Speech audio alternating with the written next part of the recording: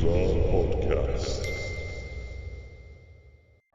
In 2009, a website named the Something Awful Forum held a Photoshop contest. The aim was to create creepy paranormal images. One of the forum users, a Mr. Eric Knudsen, who was using the pseudonym Victor Surge, entered the contest and submitted 2 black and white images of groups of children, to which he added his own creation. A tall, thin, creepy character with no face, wearing a black suit. And so it was that on June the 10th, 2009, the Slenderman was born.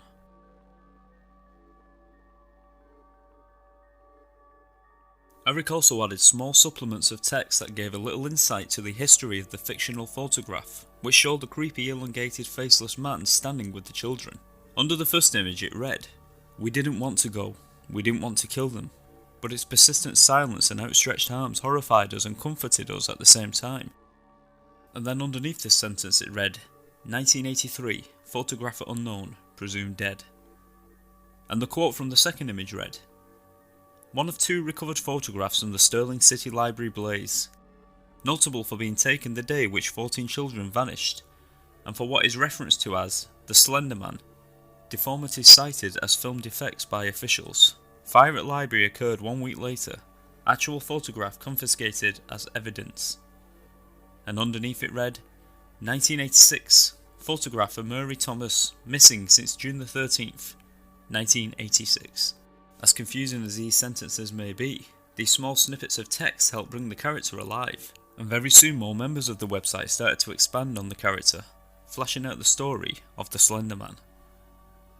Eric later stated, he was inspired by many different things when creating the Slenderman.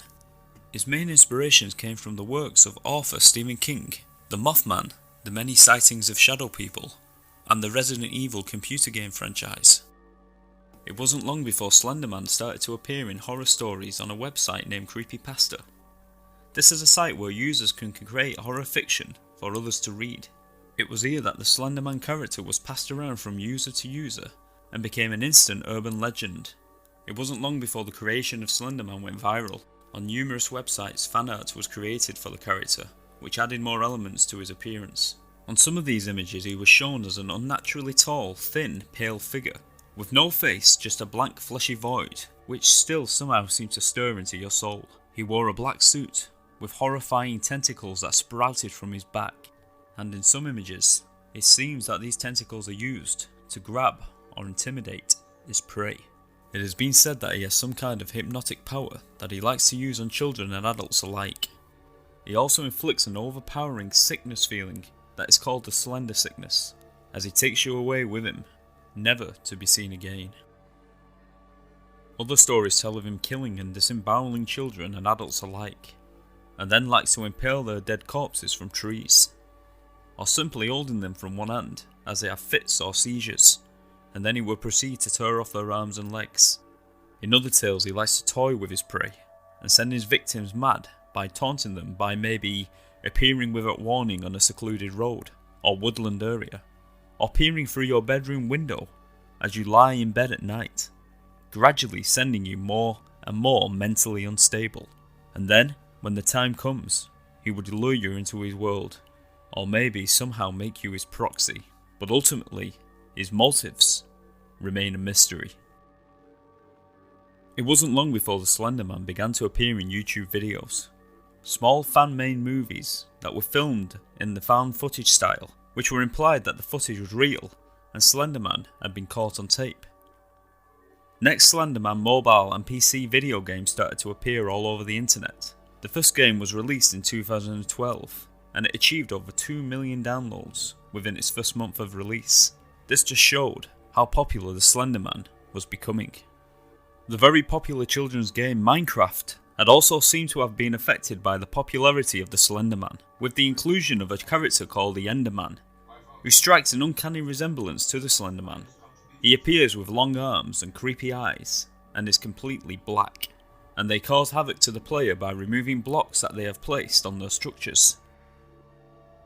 The Slenderman had fast become a fan favourite, and was appearing all over the creepypasta websites as I mentioned, and YouTube, games, fan films, etc. But it seemed that a certain amount of concern was needed when Slenderman started to reach the school playgrounds, where children were telling the creepypasta stories between each other. Unfortunately, two 12-year-old girls in Wisconsin had become convinced that the fictional character was very much real, and they had both come to the conclusion that they must murder their 12-year-old classmate in order to please a Slenderman. And what I'm about to tell you is no work of fiction. On May the 31st, 2014, 12-year-old Anissa Wire and Morgan Geyser lured their 12-year-old classmate, Peyton Leitner, into a woodland secluded area and proceeded to stab her 19 times. The girls had all attended a sleepover at Morgan's house, celebrating her birthday. Morgan's mother recalls the girls waking up that morning and enjoying a breakfast of strawberries and donuts, before asking if they may go to the park, to which Morgan's mother said yes. Whilst at the park, Morgan suggested that they play hide and seek. Peyton didn't want to play, but was promised that she could choose to play whatever she wanted after the quick game of hide and seek was over, so Peyton agreed. Peyton was lured deep into a woodland area where they attacked Peyton and pinned her to the ground. They then brought out a knife and proceeded to pass it back and forth between each other. Morgan eventually took the knife whilst Anissa encouraged her to stab Peyton by shouting, "You do it, go ballistic, go crazy." And as Peyton lay defenceless, Morgan started stabbing the 12-year-old girl all over her body. A total of 19 stab wounds were inflicted upon her. Morgan and Lisa then fled the scene, leaving Peyton covered in blood, fighting for her life. Incredibly, Peyton managed to drag herself through the dirt towards the roadside, where luckily a cyclist just happened to be passing by, after deciding to take a different route that day instead of his usual one. The cyclist managed to take out his mobile phone and ring for help with shaking hands. And whilst they waited for help, he asked who had done this to her. And heartbreakingly she replied, "My best friends." Whilst Peyton was recovering in hospital, the search for the two attackers continued, and a few hours later they were both found wandering the woods. When the police brought them in for questioning, they were shocked to hear the girls' motive to the horrible crime. Apparently both girls had come to believe that the Slenderman was a real entity, and that they had both become increasingly afraid after reading multiple creepypasta articles. They had come to believe that the Slenderman was coming to kill them and their family, and the only way to stop this from happening was to offer him a sacrifice by killing Peyton. And in return they believed that they would be accepted by the Slenderman and invited to stay in his castle in the forest, and he would make them his proxies. Both girls showed little remorse for what they did, and stated that it was totally necessary to do what they did, and the prospect of meeting the Slenderman was very exciting to them. Both girls were charged as adults. Lisa was given 25 years in a psychiatric hospital, and Morgan was given 40 years in a mental hospital. And Peyton was very lucky, and I'm happy to say recovered from her wounds, and is alive and well.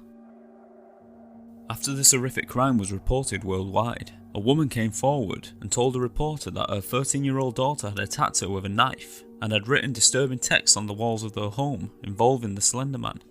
Another incident also came to light, and described how a 14-year-old girl set her family home on fire one night as her family slept in their beds. She fled the house, leaving her mother and her 9-year-old brother asleep in bed. Luckily, the mother was woken up by the fire alarms and made it out of the burning house. It was later discovered that the girl had been reading a lot of creepypasta Slenderman stories and violent graphic novels, and although she showed remorse, she stated that she would indeed do it again if she had to. Before I end this episode, I'll leave you with one final thought. Could the Slenderman possibly be a tulpa? There are some that believe that the Slenderman may have left his fictional world and somehow become real as a modern day bogeyman in our world. A tulpa is an old Tibetan Buddhist practice that is the manifestation of a thought form that has been given so much energy and attention that it has become self-efficient and sentient in our world and can eventually act totally independently of your own consciousness and can form their very own free will and have memories and emotions. It is thought that maybe the Slenderman has been brought to life by the power of every mind on the planet who has ever shown interest in the creepy, faceless, unnaturally tall spectre, feeding life into a fictional character, making him, in a manner of speaking, real. And when you think about it, maybe, just maybe, we are doing the exact same thing right now. I'll leave you with that thought. And as always, I'll let you decide. I'll see you next time.